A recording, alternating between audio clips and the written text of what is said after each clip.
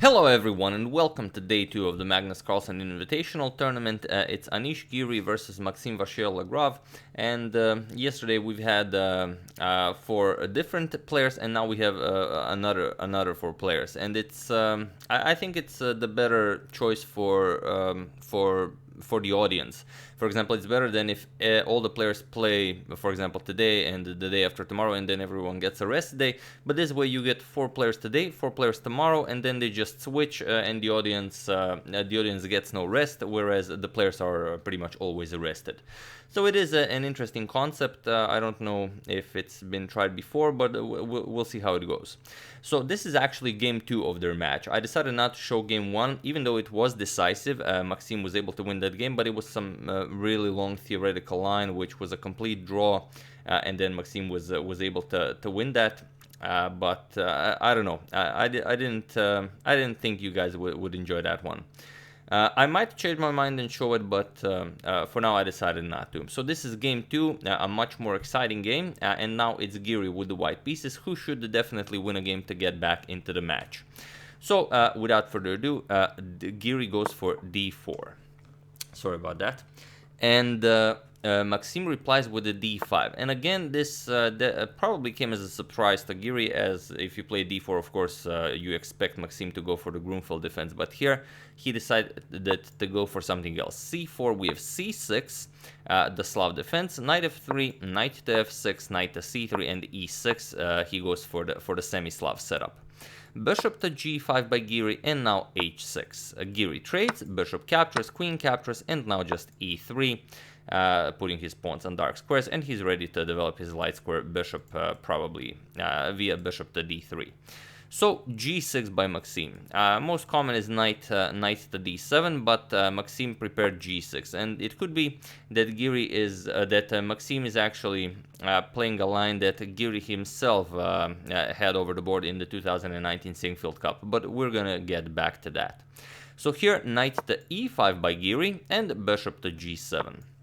Just continuing development, preparing to castle, f4, and here we have just castles. Now, the game I mentioned, Mamadjarov versus Giri from the 2019 Singfield Cup, continued with knight to d7. Giri went for this idea, and that game ended in a draw. But here, Maxime prepared castles for Giri. And here we have queen to c2. Now, in that game that we've mentioned, well, in some other games that reached this position, there were some other moves played here, but queen to c2 is a new move by Giri, so already as of move 10, we have a completely new game. And here, Maxime immediately strikes in the center with c5, freeing up the c6 square for his knight. And Giri captures it, which is very, very unusual, as you very rarely want to, get rid of the tension in the center if you're not gaining anything, but he plays d captures on c5. And okay, knight to c6 by Maxime. Giri trades, knight captures, b captures, and now bishop to d3. Giri now is ready to castle, but Maxime says, okay, I'm just gonna go queen to e7, and you have doubled pawns here. I'm just gonna capture it on c5, and you will be left with this weak c4 pawn. So Giri defends it, even though you could decide maybe to castle and give it up, but it is a kind of an important pawn. So knight to a4 defending, but now e5 by Maxime. And here again, if you castle, you could decide to get your king to safety. E4 looks really unpleasant. You have to go bishop back to e2, and then ideas like d4 come to mind, threatening this. If you capture, then bishop captures with check. So black is definitely getting a pass pawn, however you put it. So instead, after e5, we have f captures on e5 by Giri. We have queen captures on e5, now threatening to capture on e3 with check.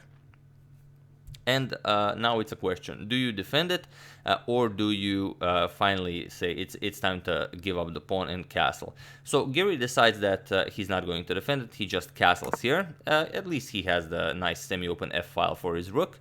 Queen captures on e3 by Maxime, king h1, and now just bishop to e6, continuing development.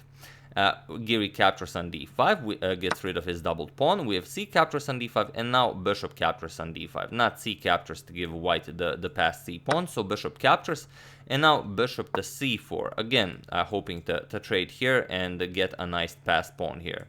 But rook a to d8. Now, if captures, the rook will be the one to recapture on d5. Rook a to e1, attacking the queen, and now queen back to g5. So here there's a lot of pressure going on here on the g2 square if the queen ever moves. So here Giri adds another defender to the g2 square, and now Maxime finally trades on c4. Bishop captures on c4, queen captures, and now comes rook to d4, which is a bit problematic as Giri needs to keep an eye on that knight on a4. Probably with queen to b3, but decides to go for queen to a6 instead, which also produces some targets here. But that's not where the action actually is. So here Maxime goes for bishop to e5. He just adds one more attacker to the game, even though rook to h4 is also a possibility with ideas of maybe bringing the rook over here. You could maybe sacrifice here on h2 and deliver mate on h5 or h4, but this is also very nice. Bishop to e5, and now g3. You of course don't want to allow black any ideas, so queen to h5 now. And now there's pressure on the rook here if the queen ever moves, but the real threat is now bishop captures on g3, as you will not be able to recapture. So rook to g2, adding a defender to the g3 pawn, but now rook to d1 by Maxime. And here white is under a lot of pressure. The best way to continue is g4, and other than that there are no good moves for black. However, for white, Giri decided to play queen to c4. He decided that the queen has no place on a6 as all the action is happening on the king side. He played queen to c4, but this just loses terribly to a certain move. And feel free to pause the video and try to find this move and a win for Maxime while I give you a couple of seconds.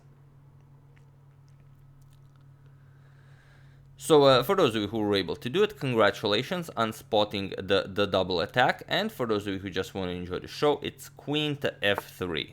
Now there's a double attack on the rook, and there's not much white can do. You cannot capture as the rook is pinned, so you have to play something, but Giri decided that it's actually best to just resign here as there is nothing to be done here. So what you could try is just captures the rook. There are no other moves. You have to capture the rook, and after captures rook g1, you repeat queen f3 check, rook g1, and now rook d8, and there is no defense against rook d1. This is what Giri saw, and that's why he resigned. Here, if you try knight c3 to keep an eye on d1, just bishop captures, you remove the defender, and now rook d1 check ends the game on the spot. And also, if you try something like h3 to give the king some breathing room, it's still rook d1 check, king h2, and now, of course, bishop captures on g3. Freeing up this diagonal, the only move is rook captures, and now rook to h1 delivers mate. So game 2 goes to Maxime Vachier Lagrave as well as game 1. He's leading now with 2-0, and we're gonna check up on what happens next in the match between these two. And it's gonna be extremely hard for Giri to get back into the match. He needs to win 2 games on demand, which is extremely hard to do. But we'll see. You never know. So yeah, that's the game. I do hope you enjoyed it. I would like to thank Holger Jensen and Daniel Wilson for your contribution to my channel. Thank you a lot. I really appreciate it. As usual, you can check 2 of my previous videos here. Thank you all for watching, and I will see you soon, continuing the coverage of the Magnus Invitational. Thank you all. I will see you soon, and have an excellent rest of your Sunday.